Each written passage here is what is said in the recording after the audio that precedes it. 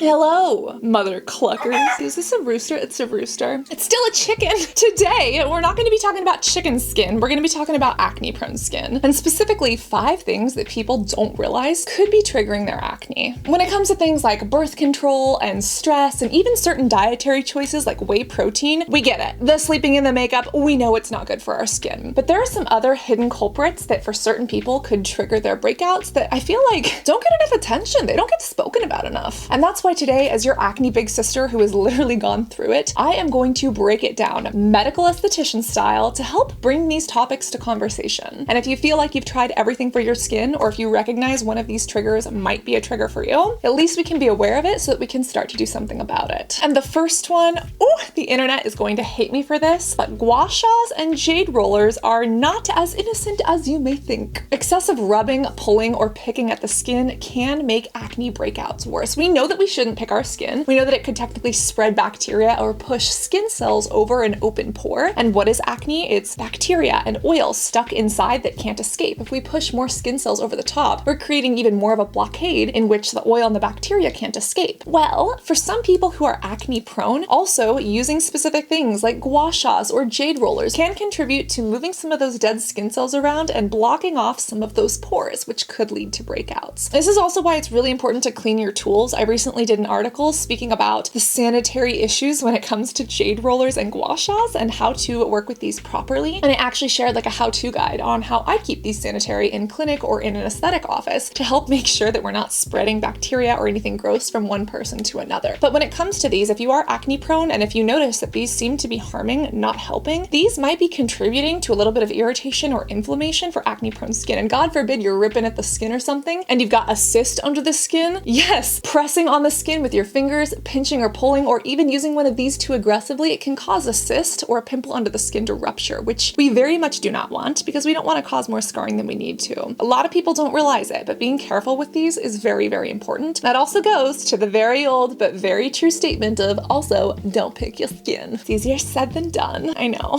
The internet is also going to hate me for this, but you skintellectuals won't. But I've lived through it. Natural products. Yes, natural products can make acne worse or can trigger acne breakouts and flare-ups in some people. When you think about what a natural product is, a lot of times natural products are more oil-based. And the reason why is because many natural brands choose not to put preservatives in their product that literally preserve the product from going bad. Water is very susceptible to microbes and bacteria, and oil is susceptible too, but it's not as susceptible, which is why we see a lot of natural products being oil-based. And I want to be very clear that oil doesn't mean bad. Oil can be very good for acne, but it depends on the type of oil. And a lot of natural brands, even though that term natural is not regulated, it literally means anything that the brand wants to say it does. Anyone can call themselves a natural beauty company. Teflon, the freaking pan company that poisoned people in the rivers, you remember that? Yeah, they could technically call themselves natural because natural has no definition. Anyways, so when it comes to a lot of these products, they may have oils like coconut oil, which for some people could contribute to breakouts, but they often have other ingredients that aren't acne fighting or even helpful for acne. There could be plant botanicals, there could be specific fragrances or essential oils that actually irritate the skin. They could cause redness or inflammation. Even those common fragrances like geraniol can actually irritate very, very sensitive skin. And while this isn't true for everyone, a lot of these natural products could contain ingredients that aren't acne-prone skin friendly. Now, again, there's no such thing as being truly natural because what does that mean? The comedogenic scale is also largely bullshit, and what irritates one person's skin might not irritate another person's skin. But at the same time, when we look at the natural beauty industry as a whole, they have a lot of these products that are like pretty skin. It's like, okay, but that's not made for acne. Just because it's natural doesn't mean it's made for you. If you are looking for a product that labels itself as natural that actually does help with acne, Juice Beauty is phenomenal. They have a whole green apple line and it actually has ingredients like exfoliants, AHA and BHA acids that are actually medically proven to work on acne. And for someone who is acne prone, a lot of people don't realize that they need to look for those actives. You need to know what the goal is, clearing acne, so that you can look for the ingredients that are proven to do so. Sulfur is literally an element. It's like as natural as you can get. Yet so many clean beauty brands are afraid of sulfur. It's like it literally helps with acne. Can we stop? Benzoyl peroxide as well is phenomenal. Salicylic acid sounds scary, but it can literally come from willow bark or from the wintergreen plant.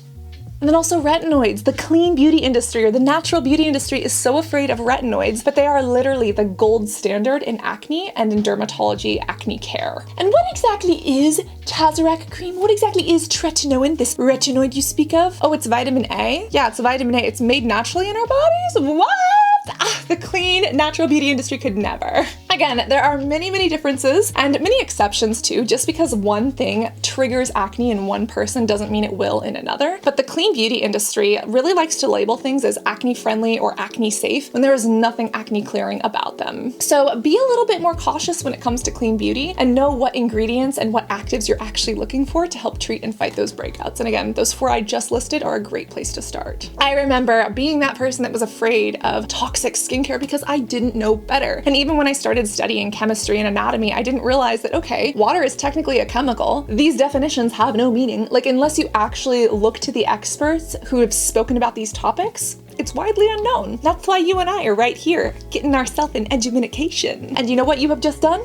Learned me a book. Another trigger is traveling. Yes, a lot of what we haven't been doing for the past 2 years, but unfortunately, traveling can trigger some people's breakouts. And again, in this entire video, I'm saying trigger because it's not the same as being a cause. A cause is definitive, you know, and if traveling caused acne, then everyone who traveled or used natural skincare would get acne. So it's not causal, but it could trigger it in some people who are more susceptible. But how the heck could traveling or getting on a plane cause acne? Well, think of what happens when we travel. Often when traveling, you're changing time zones. That messes with your circadian rhythm, your body's natural sleep and wake cycle, which is regulated by hormones. And we know that hormones can contribute to acne, specifically cortisol, the stress hormone. We know that that has a pathway in acne, and we also know that when traveling and when your sleep schedules are different, your eating schedules are different, if you're jet lagged and up at night, that can increase your cortisol levels, and it can be stressful on the body. Not to mention, if you're traveling to a different environment, it could be more humid or more dry, and for someone whose skin maybe is struggling to get used to that, it could cause flare-ups in acne or some disruption in your skin barrier or your microbiome. Whether you're going to the snowy mountains or to the sunny beaches, you need to make sure to wear your sunscreen because that sky burny motherfucker likes to reflect off of everything.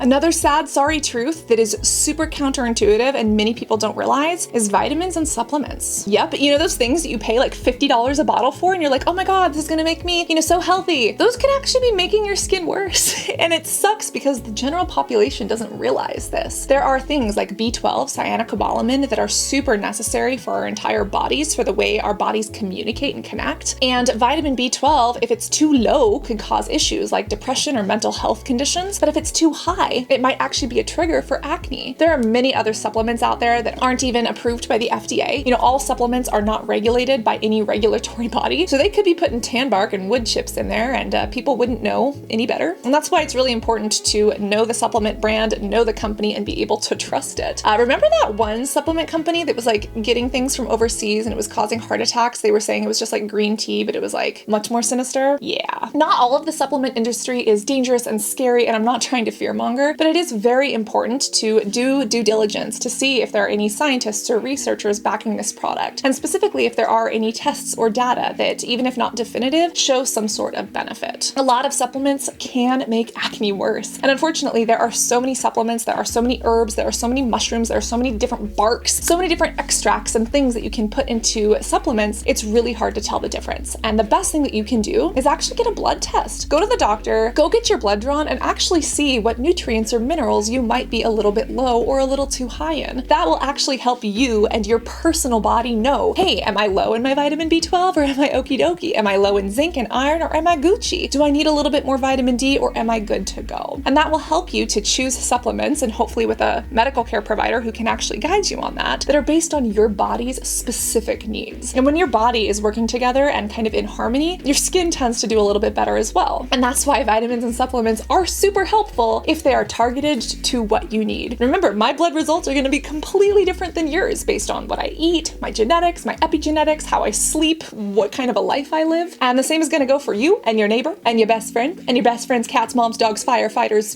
fiance's second cousin.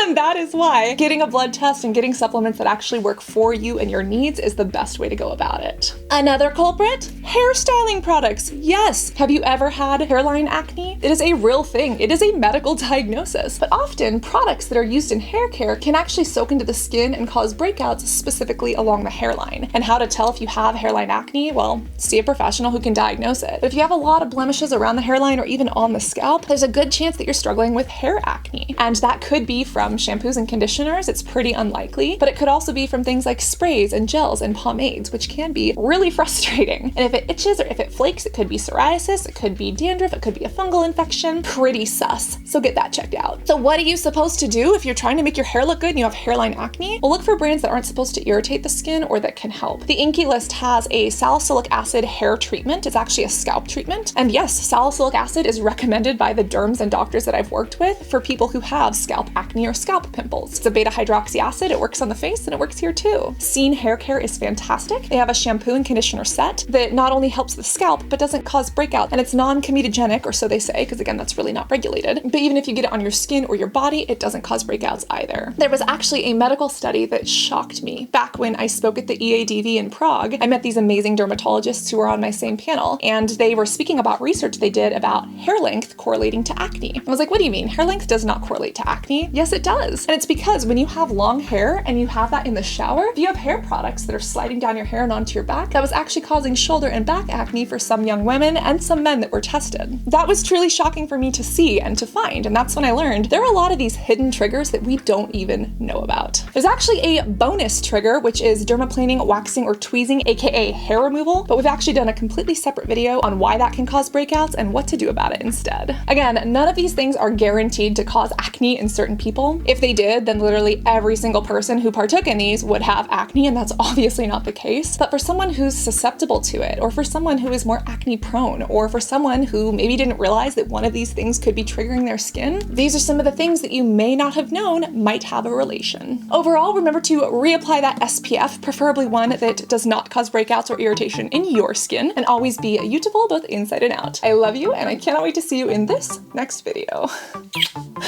Love you guys. Bye.